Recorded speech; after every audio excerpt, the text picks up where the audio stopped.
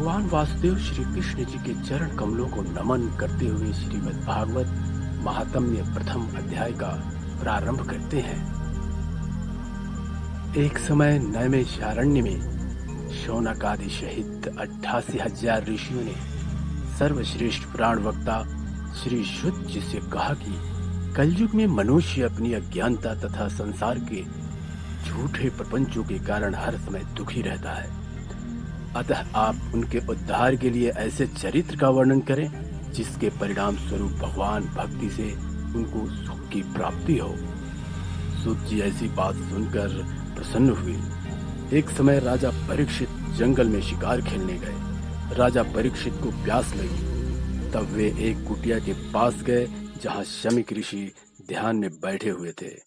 राजा परीक्षित ने उनसे पानी मांगा, परंतु ध्यान में होने के कारण ऋषि राजा की बात सुन न सके और इस पर राजा परीक्षित क्रोधित हो गए और पास में ही एक मरे हुए सर्प को ऋषि के गले में डालकर वहां से चल दिए। जब श्रृंग ऋषि वहां आए तब उन्होंने देखा कि उनके पिता के गले में मृत्यु सर्प पड़ा हुआ है। यह देख श्रृंग ऋषि ने राजा परीक्षित को 7 दिनों के बाद मृत्यु का श्राप दे डाला।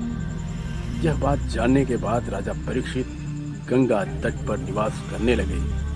तब वेद व्यास जी के पुत्र श्री सुखदेव जी ने राजा परीक्षित को श्रीमद् भागवत कथा सुनाई थी। उसी समय देवताओं ने अमृत कलश लाकर श्री सुखदेव जी से कहा था कि हे महामुने, इस अमृत कलश को आप ले लीजिए और इसके बदले में हमें श्रीमद् भागवत की कथा सुनाइए। देवताओं की यह बात सुनकर श्री सुखदेव जी बोले, इस अमृत को पीने से तो मनुष्य की आयु केवल देवताओं के ही समान हो सकती है, परंतु भगवत कथा को 1 सप्ताह पढ़ने तथा सुनने मात्र से ही प्राणी अमर हो जाता है। राजा परीक्षित इस पर विचार करने के बाद तुम्हारे इस अमृत को त्याग देंगे और श्रीमद् भागवत कथा रूपी अमृत को ग्रहण कर लेंगे, क्योंकि अमृत और कथामृत में उतना ही अंतर है जितना कि कांच और मणि में होता है। श्री सुखदेव जी की यह बात सुनकर देवतागण निराश होकर लौट गए। सूत जी शौनक आदि ऋषियों से कहते हुए बताते हैं कि सनकादिक ऋषियों ने देवर्षि नारद को श्रीमद् भागवत कथा सुनाई और उसके बाद कथा की विधि का वर्णन किया। सूत जी कहते हैं कि हे ऋषियों, एक समय सनकादिक ऋषि अर्थात सनक, सनंदन, सनातन एवं सनत कुमार चारों भाई जो ब्रह्मा जी के पुत्र हैं, भ्रमण करते हुए बद्रीनाथ में पहुंचे। वहां नारद जी को उदास बैठे देख नारद जी से पूछने लगे कि हे देवर्षि, आप इतने उदास क्यों बैठे हुए हैं? तब नारद जी ने चारों ऋषियों को प्रणाम करते हुए कहा कि हे प्रभु, मैं अपनी चिंता आपसे कहता हूँ, उसे आप ध्यान से सुने।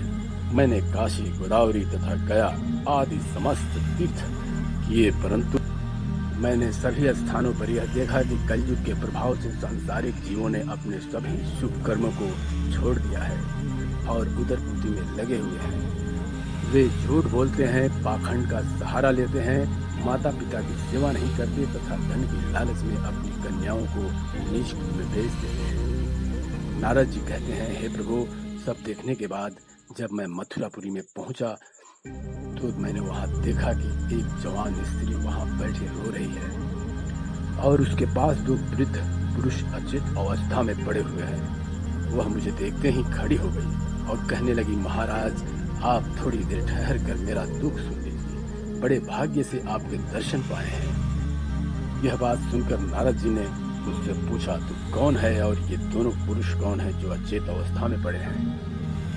वह बोली, हे महाराज, मेरा नाम भक्ति है और ये दोनों अचेत पड़े हुए हैं, ये दोनों मेरे पुत्र ज्ञान और वैराग्य है। भक्ति ने कहा, मैंने द्रविड़ देश में जन्म लिया, कर्नाटक में शयानी हुई और कुछ दिन दक्षिण में रहने के बाद गुजरात पहुंची, वहां बूढ़ी हो गई हूँ और जब से मैं वृंदावन में आई हूँ तब से फिर से मैं तरुण हो गई हूँ, परंतु दोनों पुत्र ज्ञान और वैराग्य अचेत होकर गिर पड़े हैं। यह देख मैं अत्यंत दुखी हूँ।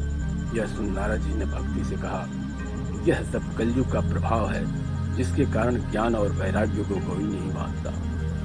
यह सुन भक्ति ने कहा कि कलयुग ऐसा ही दुष्ट है तो राजा परीक्षित ने उसे जीवित क्यों छोड़ दिया?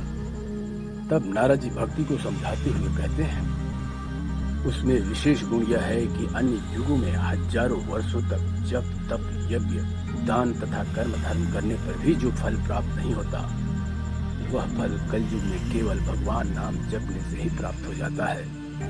परंतु दुख की बात तो यह है कि कलयुग के प्राणियों से यह सहज बात भी नहीं बन पाती। यहाँ सभी प्राणी अपने अपने कर्मों को त्याग कर काम क्रोध लोभ मोह तथा अहंकार में भरे पड़े हैं। ब्राह्मणों में सत्कर्मों का लोप होता जा रहा है। क्षत्रिय शिक्षा तथा सत्य को त्यागने लगे हैं। वैश्यों ने अपने व्यवसाय में ईमानदारी छोड़कर झूठ बोलकर अधर्म से धन इकट्ठा करने में लगे हुए हैं। शूद्र ने अपना कर्म छोड़ दूसरे वर्णों का अपमान करना अपना ध्येय बना रखा है।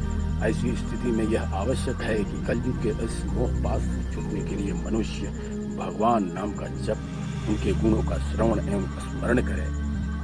यह सुन भक्ति बोली, हे मुनि, आप धन्य हैं, आप सबका दुख दूर करते हैं। अतः अब मेरा भी दुख दूर कीजिए और ज्ञान वैराग्य को चैतन्य करके तरुण कीजिए।